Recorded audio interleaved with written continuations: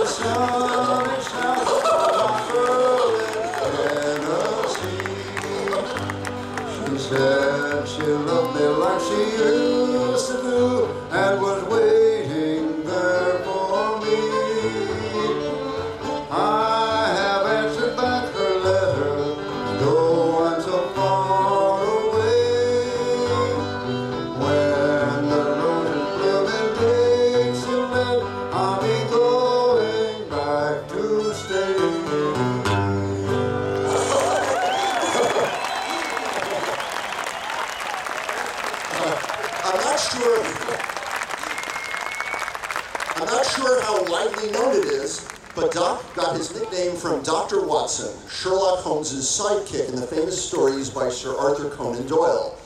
Let me interrupt you for a second. I don't know where they got the idea that I got it from him. I love that show dearly. And, you know,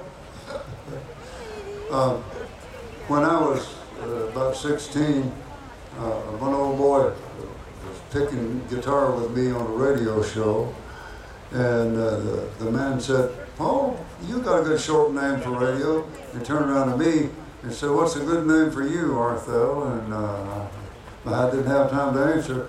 Some young lady in the crowd said, "Call him Doc," and it stuck. And that is the whole truth and nothing but the truth.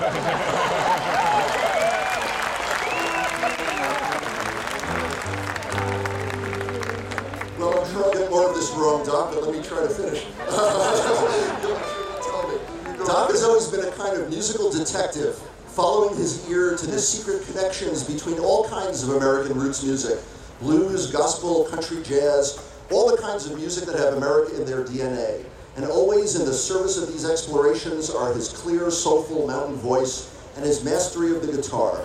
Doc has said the following: all music to me is universal. There's some things I can't relate to, but there's a lot of things in the universe I can't understand either. But if a song has something to say, whether it's an old-timey thing or whether it's jazz, I'm liable to latch on to the melody if it fits my notion.